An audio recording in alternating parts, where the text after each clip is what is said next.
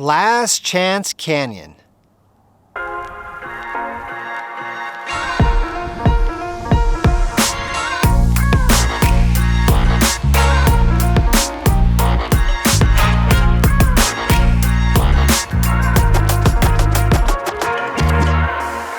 This dusty corner of the Mojave Desert was a final destination for rainbow chasers, miners from the late 1800s who came here in a last-ditch attempt to strike it rich in California.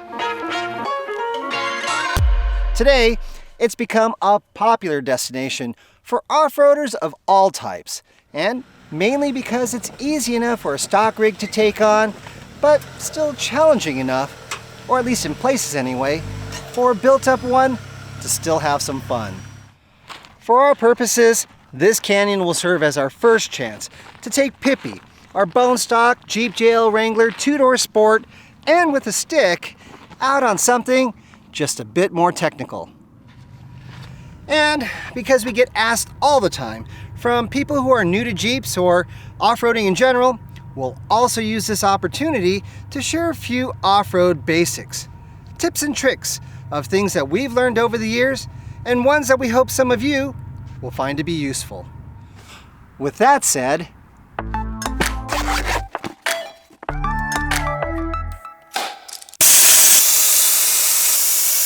the very first thing I always like to do before hitting the trail is to air down my tires. And for a trail like this, I'll be taking them down to about 15 psi.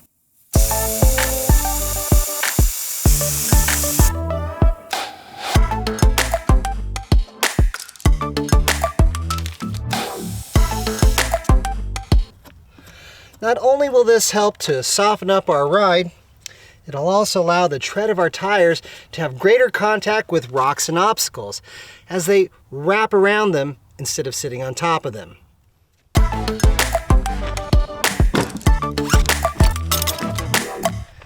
Because I know that we're going to be playing on some rocks today, the next thing I'm going to do is disconnect our front sway bar links. Now, doing this will allow our front axle to have a lot more articulation, and that means we'll be able to keep all four on the floor even while driving over significantly uneven terrain.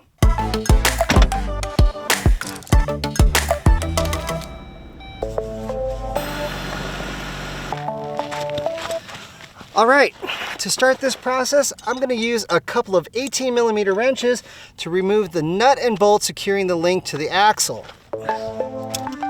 Obviously, this isn't necessary to do on a Rubicon, and there are plenty of aftermarket options available to help make this process faster and easier. Now, I should note that it's always super helpful to be doing this on as level a ground as possible, because any articulation in the axle now will make it very difficult to pull out the bolt. All right, now I'm going to remove the link from the sway bar arm itself. And once again, I'll be using an 18mm wrench for that and a 6mm Allen wrench.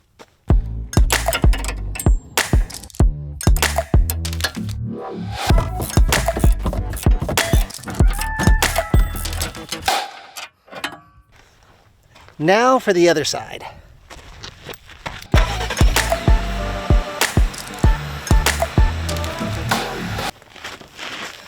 All right, on the passenger side, there's a flagged nut on the axle mount, so I'll only need to use one 18mm wrench.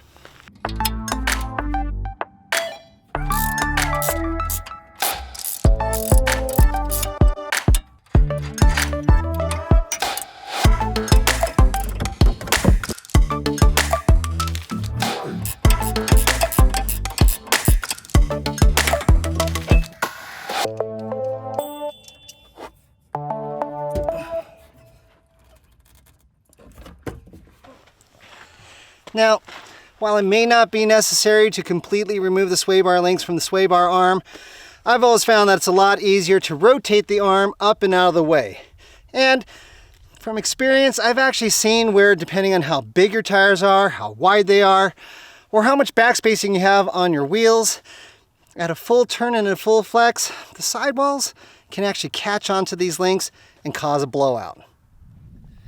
just to make sure that sway bar arm does stay up and out of the way, I'm going to zip tie it in place.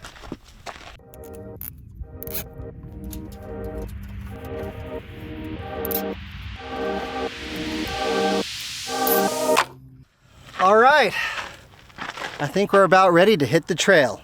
But first, I wanted to point out that Pippi made sure to bring her big brother Jet, because it's never a good idea to wheel alone.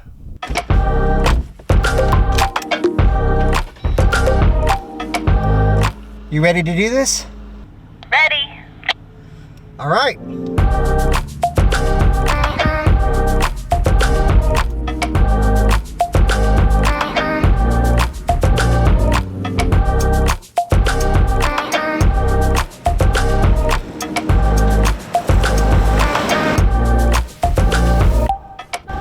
So, one of the questions that I get asked all the time is, what kind of radio should I get? CB, ham, GMRS, race radio? And my answer to that is, whatever all your friends are using. To me personally, there's no point in having a radio that can reach the next continent if you can't talk to your friends. And if your friends really are that far away, are you really wheeling with them? Now, I know there are some people who will say, well, I need a radio to reach out far just in case of an emergency. And I would say, this is the 21st century. There are a lot of options out there, affordable options, that can do that job and better.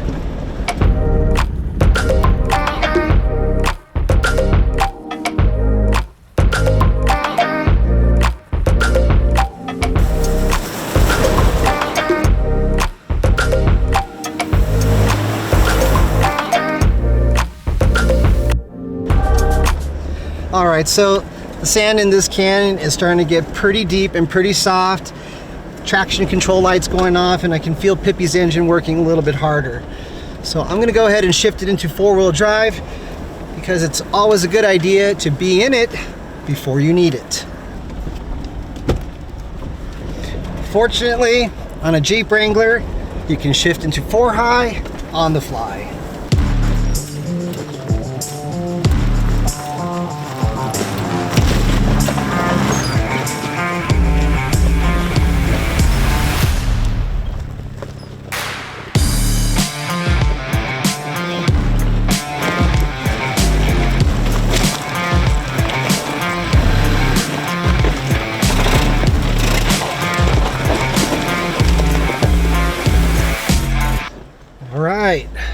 I think we've just come up to our first set of rocks.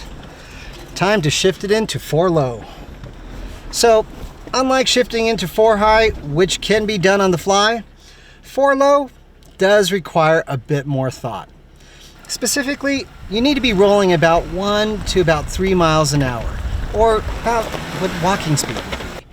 And then, if you have an automatic, you want to put it into neutral, or if you have a stick, you want to push in the clutch and or take it out of gear. And once that's done, you can grab the transfer case lever and pull it all the way back.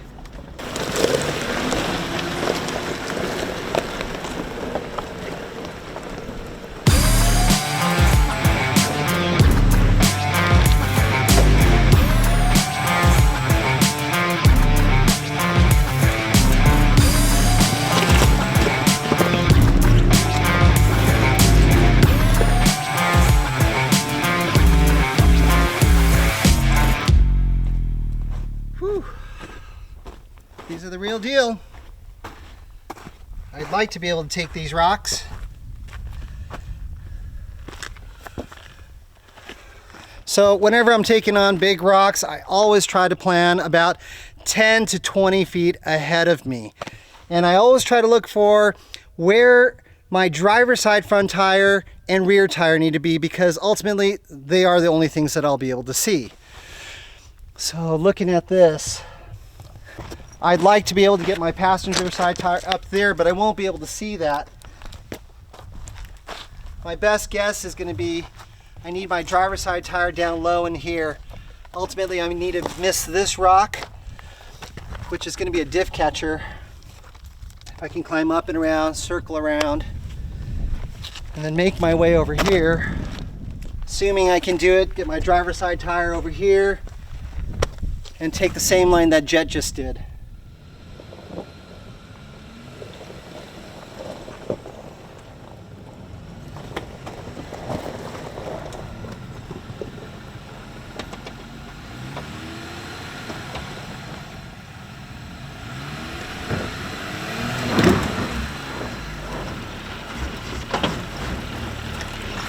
You're on top of it. Okay.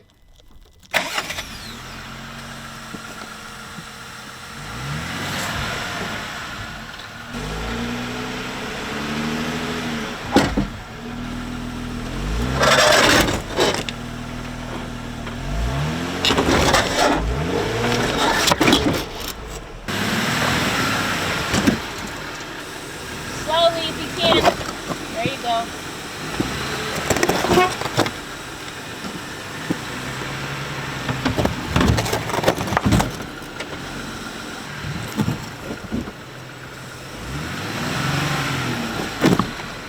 Big rock in front. You're on it.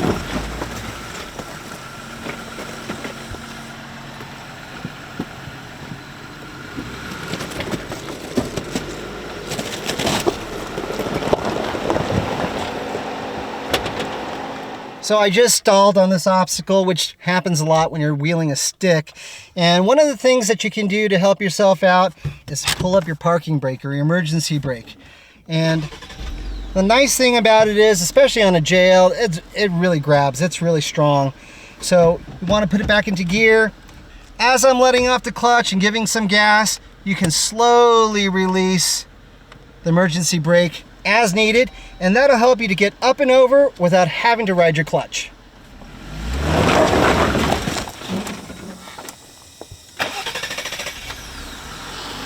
It isn't always easy, especially when you don't have lockers, a 4-to-1 transfer case, or an automatic, but it is called rock crawling for a reason.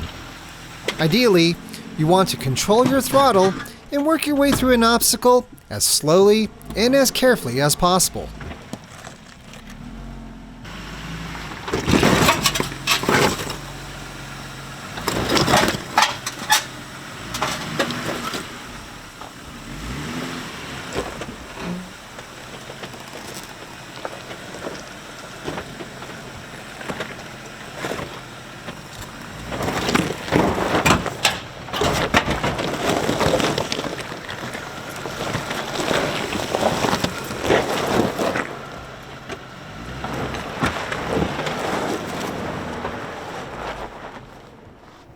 Not too shabby. So I know that wasn't the most graceful thing in the world, but I think as you just saw, even without lockers or even a limited slip, basic two-door Jeep JL Wrangler Sport like Pippi is totally up for the task. Fortunately, the traction control on these things, the JLs and the JTs, are absolutely amazing. They practically make you feel like you have lockers.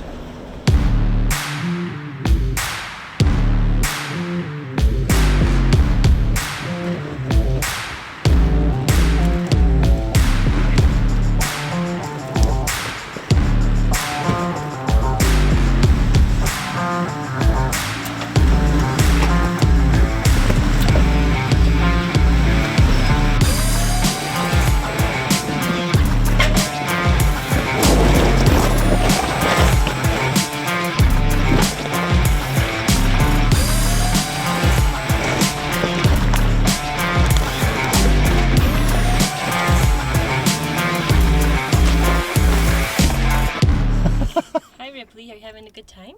Do you like off-roading?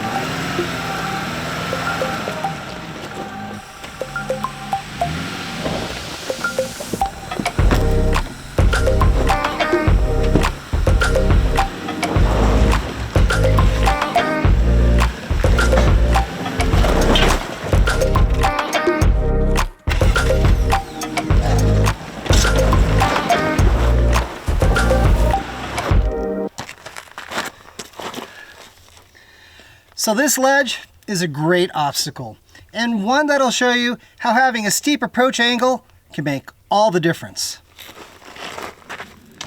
Obviously, having a lift and bigger tires will do that for you, but so will a stubby bumper, and right where it counts, at the tires. Without a bumper or the ends of it getting in the way, you can angle your Jeep right in, plant the tires on the face of it, and that'll get you climbing up and over.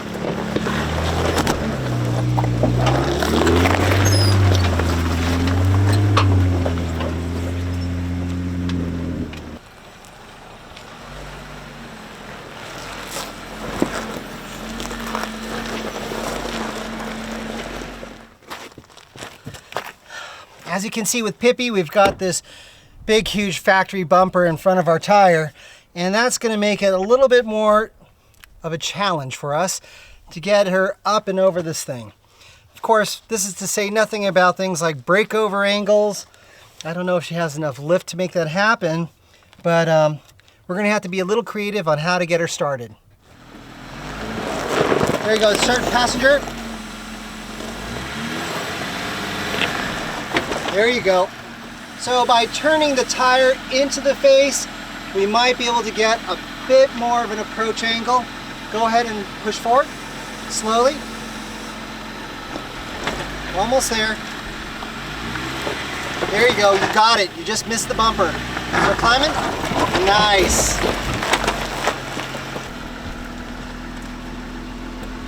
See if you can't crawl it.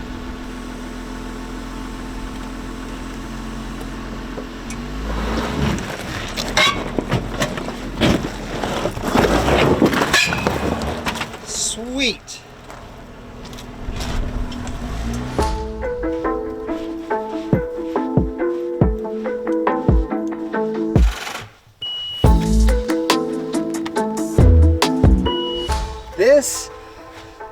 This is the V-notch. Probably the hardest obstacle on Last Chance Canyon, and not even one I'm sure I want to take Pippi through. As you can see here, there's still a bit of carnage left over from someone who slipped off the rock face and dropped on their side.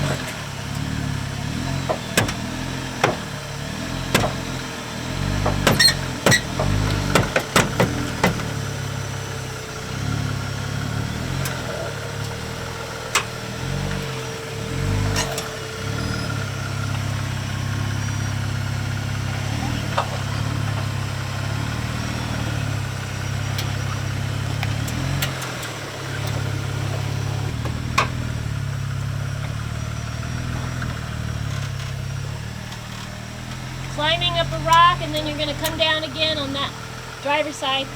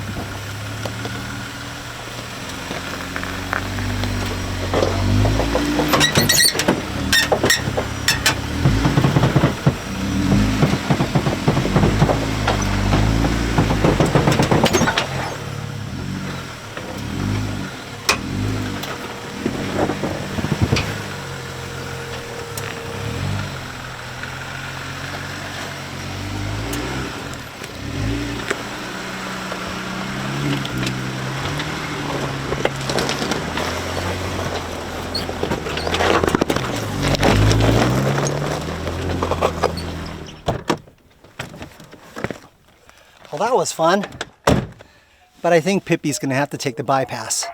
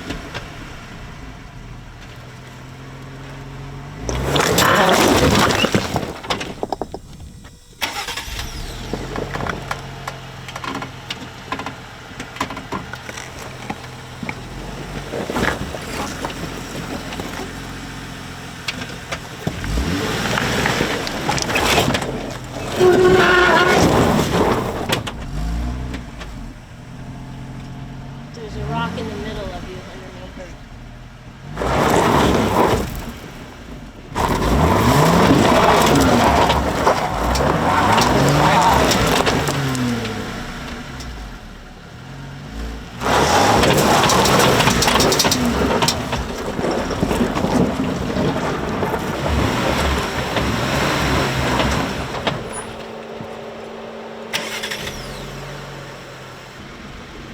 Well, I think I'm officially stuck.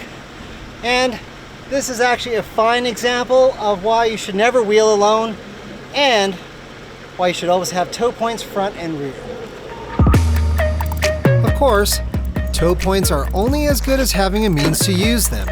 And it is for this reason that I always make sure to carry one in all my Jeeps and to have it readily accessible whenever I'm wheeling.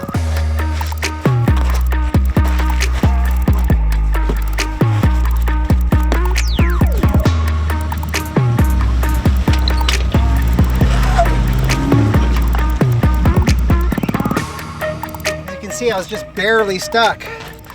That's all it takes to ruin a day, especially if you don't have any friends with you to help you out.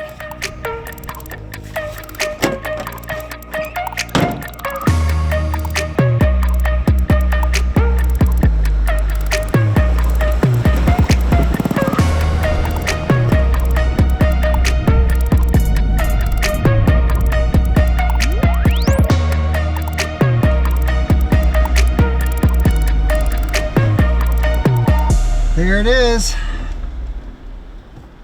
Graduation Hill. Or at least that's what Cindy and I used to call it years ago when we used to lead groups of newbies through this canyon. Let's give it a look.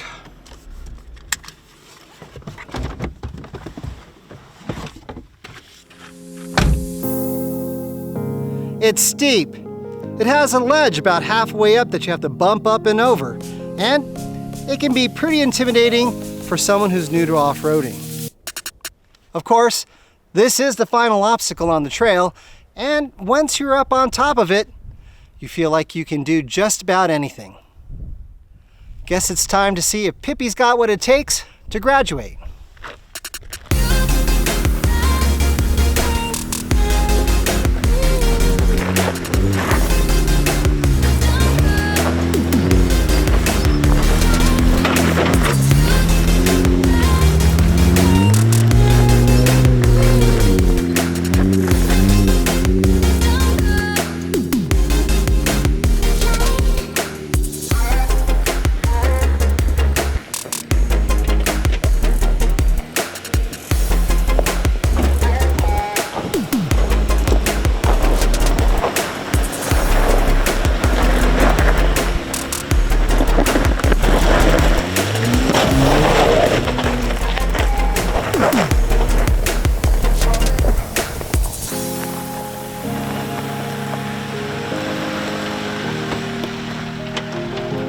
I have to say, I'm always amazed at what a bone stock Jeep can do.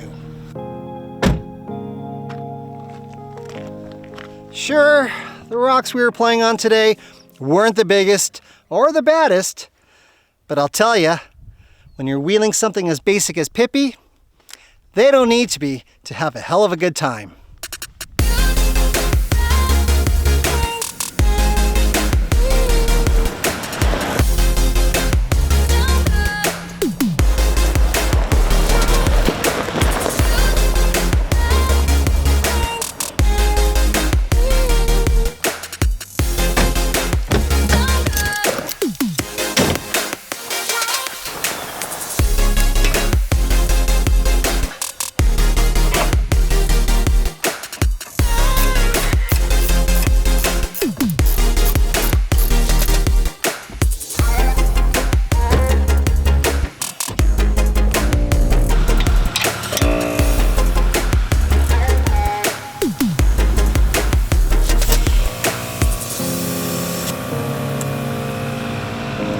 Just so that there's no mistake, I am not a professional, nor am I an expert in anything, and I would never pretend to know more than the next guy or suggest that anything that you just saw in this video was the right way, the best way, or even the only way to do things. All I would ever hope to do is share what I've learned over the years, and with any luck, they might be helpful to you someday.